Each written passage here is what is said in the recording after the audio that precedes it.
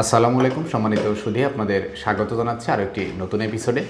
আজকে আমরা বাংলা সাহিত্যের কয়েকটি কিশোর ক্লাসিক বই নিয়ে কথা বলবো, যে বইগুলো আসলে পাঠ করলে একজন কিশোরের মন নতুন প্রাণশক্তি এবং আত্মবিশ্বাসে ভরে ওঠে এবং মানুষের যে প্রকৃত আলোর সন্ধানের কথা আমরা বলি, সেই বিকাশটা আসলে ত্বরান্বিত হয় মানুষের কৈশোরেই। আমরা জানি কৈশোরেই যদি ছাত্রছাত্রীকে বা কৈশোরেই যদি একজন শিশুকে সঠিকভাবে আমরা পরিচর্যা করতে পারি, বড় করতে পারি এবং তাকে যদি আমরা ভালো কিছু সংস্রবে রাখতে পারি, তাহলে তার ভিতর দিয়েই একদিন সম্ভাবনাময় মানুষ তৈরি হওয়ার পথ প্রশস্ত হবে। তো কথা না বাড়িয়ে চলুন আমরা দেখি বাংলা সাহিত্যে আসলে কিশোর সুখপাঠ্য বইয়ের ভিতর কোন বইগুলো প্রথমে আসেন। তো প্রথমেই যে বইটির কথা বলবো সেটি হচ্ছে জসিমউদ্দিন সংকলিত বাঙালির হাসির গল্প। আমরা জানি যে আবহমান বাংলায় একসময় গ্রামে গঞ্জে বিভিন্ন রকমের লোকমুখে প্রচলিত গল্পগুলো বেশ জনপ্রিয় ছিল, যেটাকে আমরা কেচ্ছা বলি। তো সেই কেচ্ছাকে জসিমউদ্দিন অত্যন্ত যত্নের সঙ্গে বইয়ে মলাটবদ্ধ করেছেন। বইটির নাম বাঙালির হাসির গল্প। বাঙালির হাসির গল্পের ভিতর বেশ কিছু উল্লেখযোগ্য গল্প আমাদেরকে বেশ নতুন করে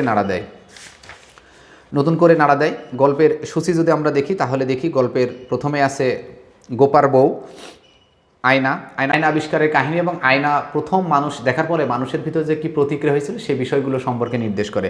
এরপর আছে নাপিত ব্রাহ্মণ, নাপিত ডাক্তার, জিদ, জামাইয়ের শ্বশুরবাড়ি যাত্রা, সত্যিকার আলসে, বোকার বাণিজ্য, তিন মুসাফির, তুমভি কাঁঠাল খায়া হ্যাঁ, একজন বিদেশি বাংলাদেশে এসে কাঁঠাল খাওয়ার বিদ্যা, বিশেষ করে হাতে এবং গোফে তেল লাগিয়ে যে কাঁঠাল খেতে হয়, এই বিদ্যাটা না জানার কারণে তার কাঁঠাল খাওয়ার পরে কি বিপত্তি ঘটে সে বিষয়গুলো এখানে তুলে ধরা হয়েছে।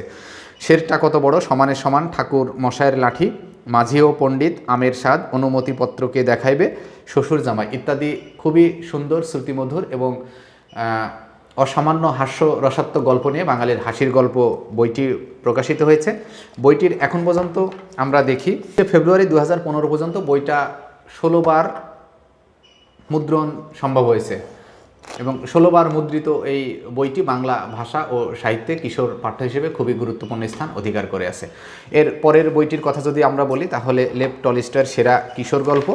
এটার সম্পাদনা করেছেন শহীদুল আলম, অনুবাদ ও সম্পাদনায় শহীদুল আলম। লেভ টলস্টয়কে আমরা জানি যে বিশ্বের মহৎ যে কয়েকজন সাহিত্যিক আছে তার ভিতরে লেভ টলস্টয় অন্যতম।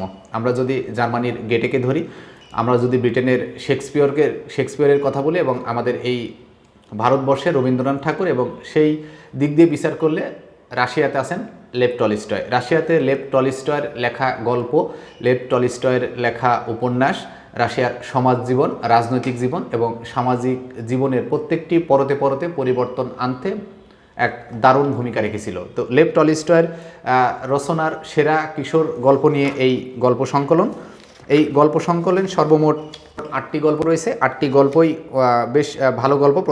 প্রথম গল্পটি হচ্ছে শিশুর সরলতা। শিশুর সরলতার শেষে একটি মেসেজ আছে যে শিশুরা শিশুদের মতো বিষয় নিয়ে ঝগড়াঝাটি করে এবং সেখানে বড়দের না জড়ানোটাই বেটার, এবং বড়রা যদি বড়দের মতো না থেকে শিশুদের মতো বড়দের বিষয়কে নিয়ে ঝগড়া করে তাহলে সেখানে বিপত্তি আরও বাধে। এবং সবচাইতে বড় মেসেজ আছে যে শিশুর মতো সহজ সরল না হলে তার ঠাঁই আসলে স্বর্গেও হয় না।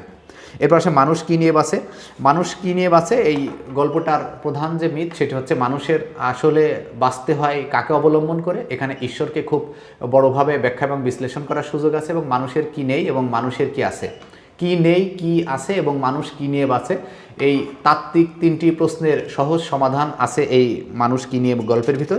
এবং এই গল্পটা পড়লে মানুষ খুব স্বাভাবিকভাবেই কল্পনার জগতে আশ্রয় পড়ে, যেটা তাকে সবসময় চিন্তিত করে, সেটা তাকে প্রাণিত করে এবং এই গল্পের মেসেজ মানুষকে অনেকটা বেশি আত্মবিশ্বাস এবং ভিতর থেকে শক্তিশালী করে তোলে। খুব ছোটোবেলায় পড়া এই গল্পগুলো আমাদের এখনও ভালো লাগে এবং আমরা এখনও সময় পেলে এই গল্পগুলো পড়ি। এরপর আছে মুরগির ডিমের মতো বড় শস্যকণা, এক টুকরো রুটি, মানুষের ভালোবাসা, ঈশ্বর সবই দেখতে পান, কতটুকু জমি দরকার এবং আগুনের একটি কণা। ঝগড়া যখন প্রথমে শুরু হয় তখন ঝগড়া যদি আমরা প্রথমেই সেটা থামাতে পারি, তাহলে ঝগড়ার পরবর্তী আগুন আসলে আরও বিস্তৃতি লাভ করতে সক্ষম হয় না। এই গল্পে বলা হয়েছে আমরা যদি ঝগড়াটাকে প্রথমেই শেষ করে দিতে পারি বা প্রথমেই যদি আমরা মিটিয়ে ফেলতে পারি, তাহলে আমাদের আসলে বড় বিপদ আসার আশঙ্কা অনেকটাই কমে যায়। তো আগুনের ছোট্ট একটি শস্যকণা বা আগুনের একটি কণা গল্পে এই বিষয়টাকে খুব গুরুত্ব সহকারে বোঝানো হয়েছে। কতটা জমি দরকার গল্পের নায়ক পাখম, এবং পাখমের ভিতর ব্যক্তি পাখম হিসেবে তার ভিতরে যে অবিরত লোভ কাজ করে এবং এই লোভ যে তাকে শেষ পরিণতিতে একেবারে ধ্বংসের কিনারে গিয়ে দাঁড় করায় এবং লোভের কারণে যে তার মৃত্যু হয়, এই গল্পটা খুব গুরুত্বের সহকারে এখানে বোঝানো হয়েছে। তো ছোটদের জন্য সেরা কিশোর গল্প লেভ টলস্টয়ের বাংলা সাহিত্যে এক অন্যতম অনুবাদ গ্রন্থ হিসেবে আমরা মনে করি। এরপরে যে বইটির কথা বলবো সে বইটির নাম হচ্ছে উন্নত জীবন। উন্নত জীবন লিখেছেন লুৎফর রহমান। বাংলাদেশের সেরা কিশোর সাহিত্যের ভিতর উন্নত জীবন একটি অন্যতম স্থান অধিকার করে আছে।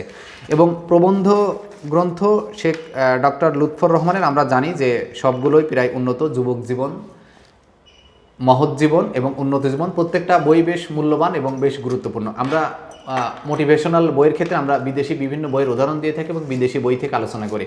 আমরা যদি সেই নিরিখে বিচার করি তাহলে আমরা দেখব যে আমাদের দেশীয় লেখক ডাক্তার লুৎফর রহমান ছোটদের জন্যে, কিশোরদের জন্যে বা বড়দেরও এই বই কাজে লাগে এবং খুবই অনুপ্রেরণামূলক এবং মোটিভেশনাল এই বই লিখে গেছেন। বইটির নাম উন্নত জীবন। উন্নত জীবন এখন পর্যন্ত বাংলা কিশোর সাহিত্যে সবচাইতে বেশি পঠিত বই। বইটি পরিচ্ছদ আকারে রচিত। বইয়ের প্রথম পরিচ্ছদে আছে জাতির উত্থান, এরপরে দ্বিতীয় পরিচ্ছদে আছে ব্যক্তিত্ব ও শক্তির সফলতা, তৃতীয় পরিচ্ছদে আছে অধ্যাবসায়, পরিশ্রম, বিশ্বাস ও সহিষ্ণুতা। প্রত্যেকটা বিষয়কে অত্যন্ত দক্ষতার সাথে যুক্তি, প্রমাণ এবং ঐতিহাসিকতা নিরিখে বিচার করে ব্যাখ্যা বিশ্লেষণ করা হয়েছে, যেখান থেকে আমাদের জন্য খুব গুরুত্বপূর্ণ মেসেজ রয়েছে বলে আমরা মনে করি। তো এই বইটিও শিশু কিশোর সাহিত্যের জন্য খুব গুরুত্বপূর্ণ বই। চতুর্থ পরিচ্ছদে আছে ব্যবসা, শিল্প এবং বাণিজ্য সম্পর্কে কথা বলা আছে। পঞ্চম পরিচ্ছদে সাধনা ও পরিশ্রম, সাধনা এবং পরিশ্রম করলে মানুষের যে কি পরিমাণ উন্নতি ঘটে সেই বিষয়টা নিয়ে এখানে কথা বলা আছে। মর্যাদা ও শ্রেষ্ঠত্বের আসন, নিজের শক্তি সাধনা আছে ষষ্ঠ পরিচ্ছদে। সপ্তম পরিচ্ছদে আছে কর্মে প্রাণযোগ, দৃঢ় ইচ্ছা। অষ্টমে আছে পয়সা কড়ি সম্পর্কে বলা আছে এবং নবম পরিচ্ছদে আছে জীবনের মর্যাদা। দশম পরিচ্ছদে আছে চাকরি, কাজ কাম ও ব্যবসা, উদ্যম, চেষ্টা, পরিশ্রম। একাদশ পরিচ্ছদে আছে চরিত্র ও চরিত্র শক্তি। দ্বাদশ পরিচ্ছদে শারীরিক পরিশ্রম। ত্রয়োদশ কথার মূল্য, প্রতিজ্ঞা রক্ষা করা। চতুর্দশ উত্তপ্ত স্বভাব। পঞ্চদশ পরিচ্ছদ আদর্শ, জীবন্ত আদর্শ ইত্যাদি পরিচ্ছদগুলোর সমন্বয়ে রচিত এই উন্নত জীবন বইটি যে কোনো শিশু এবং কিশোরদের পাঠ করলে মানব মনের একাধিক জিজ্ঞাসা এবং একাধিক প্রশ্নের সমাধান মিলতে পারে বলে আমরা মনে করি। 3 নম্বরে যে বইটি আছে সেটা হচ্ছে মোতাহার হোসেন চৌধুরীর নির্বাচিত প্রবন্ধ। আমরা জানি যে বিচক্ষণ লেখক, প্রাজ্ঞ লেখক মোতাহার হোসেন চৌধুরী বাংলা সাহিত্যে যে কয়েকটি বই রচনা করেছেন তা খুবই গুরুত্বপূর্ণ এবং বাংলা সাহিত্যে রচিত যে কয়েকটি প্রবন্ধ গ্রন্থ কিশোরদের জন্যে অন্যতম মৌলিক গ্রন্থ হিসেবে আমরা মনে করি। তার ভিতর মোতাহার হোসেন চৌধুরীর এই বইটি অন্যতম। বইয়ের সূচিতে প্রথমে আছে সংস্কৃতি কথা, মূল্যবোধ ও যুক্তি বিচার, রিনেসাস, গোড়ার কথা, আমাদের দৃষ্টিভঙ্গি, ব্যর্থতা জিন্দাবাদ, দুঃখবাদ, সম্মান ও আত্মসম্মান, মেরুদণ্ড এবং মনুষ্যত্ব। প্রত্যেকটি অধ্যায়ে প্রত্যেকটি বিষয়কে অত্যন্ত গুরুত্বের সাথে ব্যাখ্যা করেছেন লেখক এবং লেখক বোঝানোর চেষ্টা করেছেন এই আত্মশক্তি যদি একটি জাতির মানুষের ভিতর না থাকে বা জাতি যদি আসলে এই বিষয়গুলো লালন পরিচর্যা বা চর্চা না করে সেক্ষেত্রে সেই জাতির পতন অবসম্ভাবী হয়ে ওঠে। 5 নম্বর যে বইটা আছে 5 নম্বরের বইটা আছে মোল্লা নাসিরউদ্দিনের গল্প। এটা অনুবাদ গ্রন্থ, অনুবাদ করেছেন ইফতেখার রসুল জর্জ।